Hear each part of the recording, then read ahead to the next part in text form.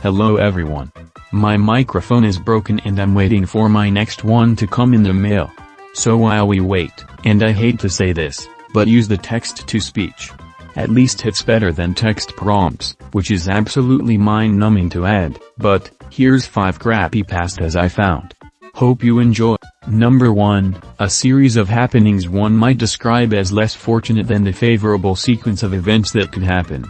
Ouch. Hello, my name is Dixie Normus and I had a traumatic experience with my sister Alexis Texas. We used to be a big fan of this thing but not no more. Me and THW Alexis really liked The Legend of the Zelda. Zelda is the best male character in any series and I love the Princess Zelda always saves. I think her name is Chica the chicken from FNAF. Alexis found an epic ROM hack from the website IDK. She downloaded it and then we were pulled into some sort of warp zone that was white, a worthless void with a single treasure map. Then a hyperrealistic screen popped up and we couldn't escape it. The title screen said, The Legend of Zelda and Mario Sonic Winter Olympic 2020 games featuring Dante from the Devil May Cry series and Knuckles Battle DX Director's Cut for the Tasmanian Tiger for Bikini Bottom Odyssey and the Cursed Mummy the Killer. Your time is up. .exe.avi, The Crystal Shards, a Marble Hornets story sister location. We were very scared. We just didn't know what to do. Then we pressed start because we wanted to beat the game and escape. The Total Drama theme song started playing in G major and the only lyrics were I don't like you, I hate you, you're an SCP, I have a certain disdain for you that is definitely relating to anybody affiliated with you and you're next. The song was playing while we were in a forest full of hyper-realistic bloody animals, but the forest was green and blossoming all over. We just ran through scared as the Total Drama theme song faded into the Head Who Is Anubis theme song played very loudly, distorted and backwards. We were taken off guard when static appeared before us and some blue thing with hyper-realistic bloodshot eyes came floating towards us. Then, instead of getting us he said, this is supposed to be your world, but where is Kate? One of you is Kate, she is chosen one, she is the biggest Legend of Zelda fan to ever exist, she should have been pulled into this ROM hack. I'll have you know that if you don't beat this game a week, I will send all of my creepypasta friends after you, Slender Man, Evil Patrix, Evil Sonic, Evil Kermit, Hero Brian, and the gods of Egyptian mythology. That's very relevant to the subject at hand. When all of us get you, we will take one of you into our realm, a realm of complete and utter fuckery. You will be taken with us and tortured for all eternity. There's even a cult surrounding me, so I will sacrifice one of you to them. So beat the game, both of you, if you want to live, and then bring me Kate. That confused both of us. Who is Kate? Who is Blue Guy? We don't know. Alexis turned to me and said, Dixie, I think we're screwed. We both ran far, trying to beat this scary forest level. We made it to the goal ring gate power star 6 AM. The completion screen said congratulations, you're winner, you beat Hill. We were then transported to another level. It looked like the SpongeBob world. Patrix was in the sky yelling he'll get you, but we didn't understand. Until we got the golden spatula and we heard a creepy song about evil Patrix, the blue guy I mentioned earlier. Now we was scared. At this point it had been an hour, we decided to take some sleep in Bob's Pineapple. The house was suddenly fire. We heard a faint voice whispering get Kate, then someone screaming get Kate, alright he's round 2, it was Blue Guy. We immediately got up and went further. We went through so many worlds, but due to us not collecting enough weed gems, we got the bad ending, which means the Blue Guy would take away and sacrifice one of us with his ferneds. We all couldn't do anything and then, he finally swallowed Alexis Texas with the darkness and I never saw her again. Then he violently threw me out of the game. Then it turned out I just realized my last name is different than my sister's. I found out I was adopted and my birth name : Kate Texas. I am Kate your next. Jesus Christ, that was not only very long but hurt every bone in my body. I loved it. Anyways, on to the next creepypasta. Number 2, 12:27 AM 23rd of November, 2014. Not a good title but let's read it. When I was looking at the thunderstorm happening on coastal Texas, this was severe, I noticed that my power outed.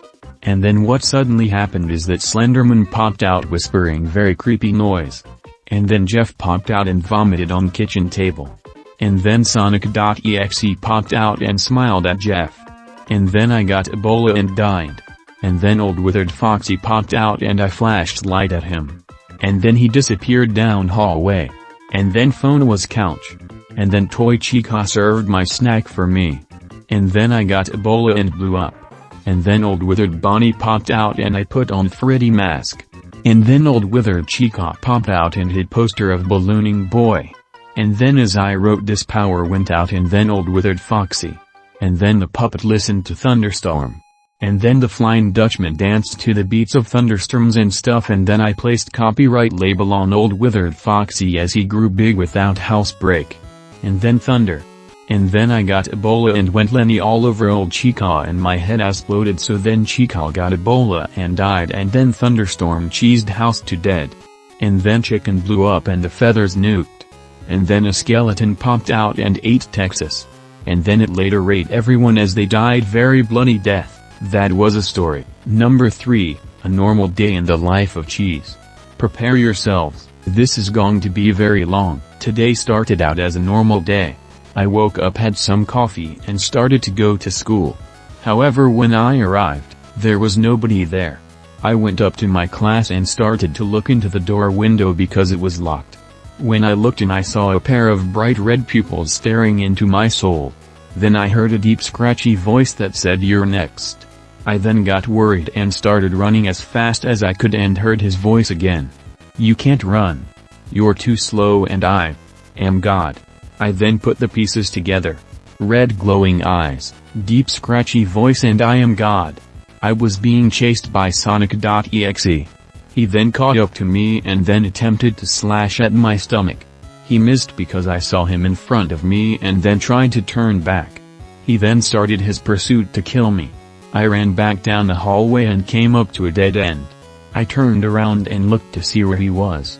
I didn't see him but I saw a crimson red note on the wall. I read the note and it said, "Hey, I'll play with you some other time." Thank God, I said with relief. I collected my things that I dropped when Sonic.exe broke the door. I headed out to the football field and saw a figure that was about the same height as me. He was wearing a white hoodie and was surrounded in blood and body limbs. "Who are you?" I yelled. He didn't respond. I went up to approach him. I stopped 3 feet in front of him. "Who are you?" I yelled again. "Go to sleep," he said, basically whispering. Then he turned around and pulled out a knife. I ran away from him and he started chasing me. His face was pale. He had black rings around his eyes and his lips were chapped and stretched out to his cheekbones. Jeff the killer, I thought in my mind. I was really tired at this point and stopped to catch my breath. I looked back to see where his ugly pale face was and he was nowhere to be found. "He left me alone," I said. I went back into the school to see if I could use the phone to call my mother. When I entered the building, the lights were out and heard somebody go dum dum dum. I thought it was Sonic.exe again. I turned around and nobody was there. I turned back to the phone and heard the music that you normally hear when going around a merry-go-round. I then thought of the game I was playing 2 days ago. The game was called Five Nights at Freddy's. In case you don't know, it is a game where you play as a security guard who has to last until 6 a.m. trying to defend yourself from Freddy and his friends, Chica, Bonnie and my favorite Foxy the Pirate Fox. There is no way that they could be here. I have only gotten attacked by creepypastas. I thought, then I remembered the bite of 87 and how Foxy bit off the head of a little girl. If I am dealing with Foxy the Pirate Fox, then I need to find somewhere to hide. I then looked to the door that Sonic.exe broke and ran inside of there.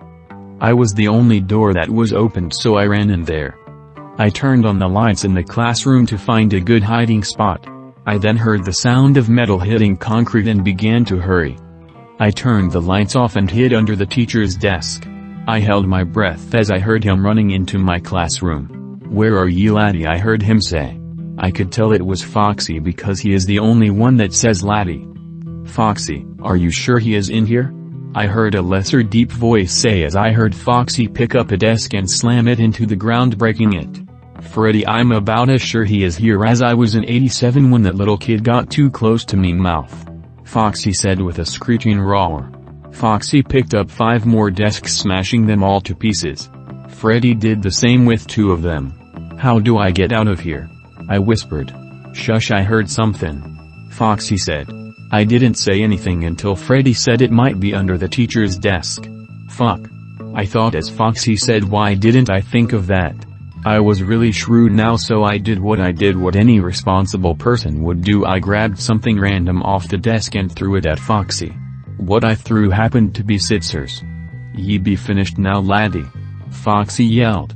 He walked 2 feet and then fell. Foxy's head just happened to be in front of the desk. So I grabbed him and took the scissors. I then threw the scissors at Freddy. He didn't fall like Foxy. Then in a sudden burst of light Sonic.exe appeared. Freddy, you should leave him to me. Why? Freddy asked.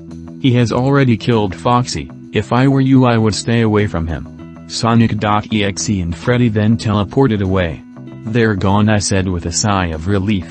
I then walked out of the room and went down the staircase to the bottom floor. I then went outside and started to walk down the hill. You can't run. You're too slow. And I am. God. I heard a whisper from behind me. Leave me alone, you freak. He then teleported in front of me. I will kill you if it is the last thing I do. Sonic.exe screamed. You will never kill me. I said calmly. You will die.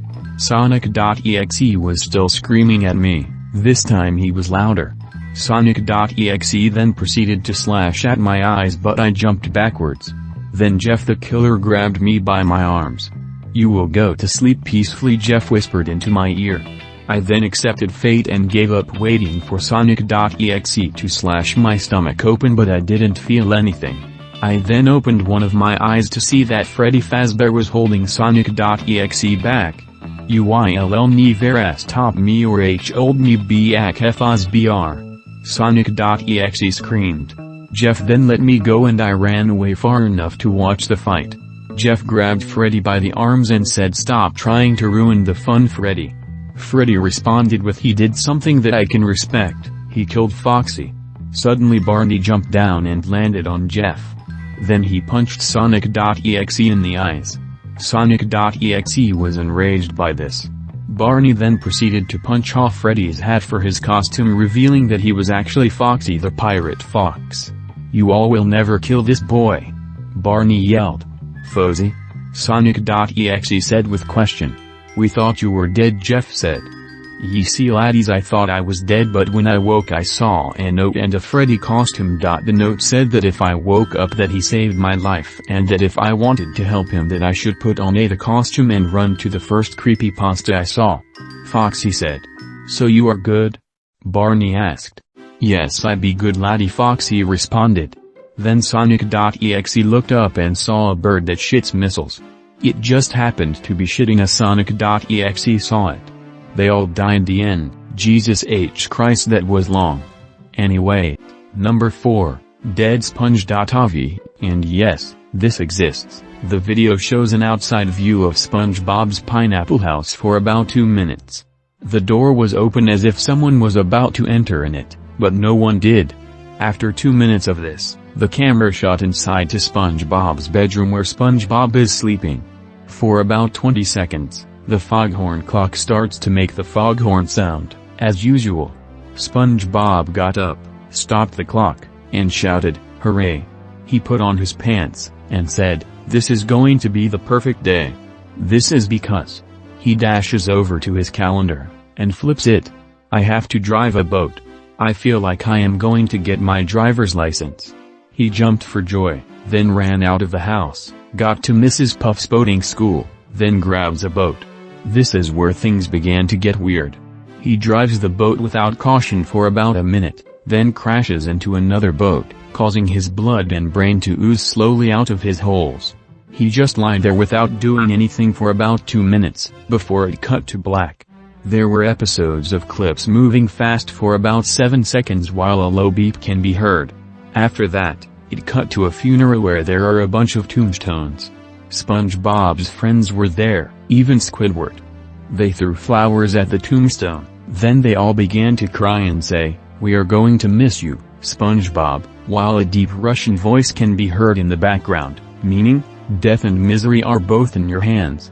After 20 seconds of this happened, the crying and the deep voice stopped, and Patrick came up on the screen and took his eyeballs out. Then cuts to a hyper-realistic drawn picture of SpongeBob with a stitched mouth, screaming, while a deep voice of a man screaming can be heard, with faint static, and a deep voice whispering slowly.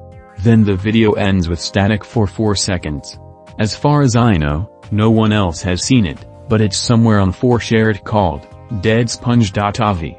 If they have the copy of the video on YouTube, then, this means that this has to be somewhat huge. That one was actually read by HoodoHoodlumsRevenge. I'll link the video where he did in the description.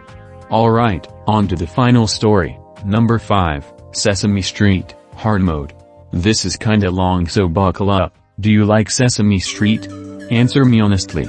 I see your college-age asses watching Sesame Street in your dorm and reading about Sesame Street on the internet. And that's okay. Because Sesame Street is the shit.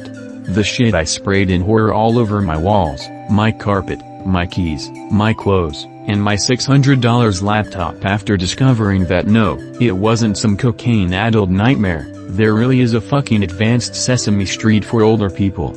I first heard about it while lurking on 4chan, where some guys were having a Sesame Street debate that was making me laugh my ass off.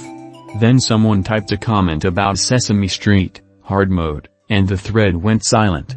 A couple of hours later and someone posted a picture of a bloody road with the caption "Everyone Gangsta" until someone mentions Hard Mode. Wondering what the hell I had just stumbled upon, I decided to ask what this was. Instantly, my computer started bulk downloading a bunch of exe files and creepy pictures. This did not amuse me, because I'm not fucking 12 years old. Then the video. hard_mode.mov. I figured I'd give it a watch. The video opened on the Jim Henson logo for so fucking long I thought my PC froze. Then, the count appeared.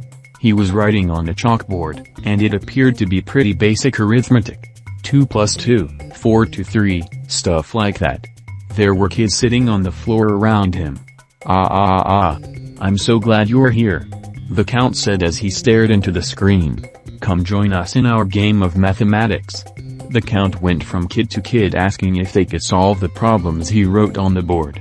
They were generally very easy and the kids figured them out without issue. This was cute, but I wasn't sure how it differed from something else you'd see normally, other than the count seeming to address the viewer directly. Maybe he'd done that before. But then, the count got to me. For your question. He began. And that's when fucking saws started swinging from the roof as this seizure-inducing flickering lighting began and fucking fire erupted from the edges of the room. The count began to write the most intense fucking calculus I had ever seen, laughing hysterically. The kids all laughed. Solve this. The count screamed with rage. I was taken aback. They would never allow this on Sesame Street. And calculus? This show barely touched multiplication. Then I remembered. Hard Mode. What sounded like the sonic drowning music performed by a fucking choir and a rock band began to play as the camera zoomed in and the count held up a clock. Solve my shit or die, fuck lord. He screamed. I quickly ran his question through an online calculator and typed the answer in the text box that had appeared on the screen. The count smashed his clock all over the room and started screaming, "Get out! Get the fuck out!" at the kids, who just laughed. Then one of them ripped the count puppet off the puppeteer's hand. What looked like a fucking gray zombie Jim Henson burst out of the ground for a split second before the scene changed. We see Elmo. Suddenly, the rapping meter from the told part of the rapper game appeared as Elmo picked up a fucking mic and started dropping bars. My computer mic clicked on as Elmo demanded I rap along. The lyrics were obscene, riddled with references to drugs and swearing. If I refused to rap, however, the rapping meter would begin to fall and Elmo would lose his shit. What was with the fucking death threats in this? It was Sesame Street. I finished the rap and Elmo threw his mic at a wall. We see Boober from Fraggle Rock for a split second throwing a Lego Death Star at some kid and screaming before the scene transitioned to Rosita with a long black mustache and beard in a pagoda. "Hello," Rosita said in a deep, male voice. "Today we learn Chinese." She, or he, said in broken, racist pidgin English. Losing my patience, I screamed "Ni hao," then at the scream. Rosita stood up with the anger of an alcoholic father and fired a chopstick out of her mouth at the screen, causing a massive fucking graphic explosion. We see Sesame Street, but it's on fire. Ernie and Bert appear with massive fire hoses. The only way to make them spray water on the flames was to type swear words on the keyboard. If you tried to type a different word, they would laugh and shoot fucking fire out of the hoses. Ernie suddenly asked a very detailed literature question that I barely even fucking understood. He wanted me to put the answer in the text box below. Suddenly, Ernie started spraying fucking bombs out of his hose and yelling "Answer my question or die." I had had enough. I typed "fuck this" into the answer box. That's when my fucking computer exploded, shooting my disk drive out like a fucking shuriken and blowing bits of shrapnel everywhere. I ducked behind my office chair as my hard drive burst into 6 pieces. I don't remember exactly what happened next, but I passed out and woke up in my bed. So, dear reader, if you know how to get to Sesame Street, don't. Sesame Street good anyways. That story needed to cut back on some language and some slang. That stuff hurt me like I was being stoned. Anyways, it would be a lot scarier without the cursing, but chances are, a story about a baby's show being scary, are none too slim, so I guess start with being more formal. Anyways, I loved the story. In fact, all of these stories I liked, or at least enjoyed. Anyways, if you happen to see this video, thank you. Alright, goodbye.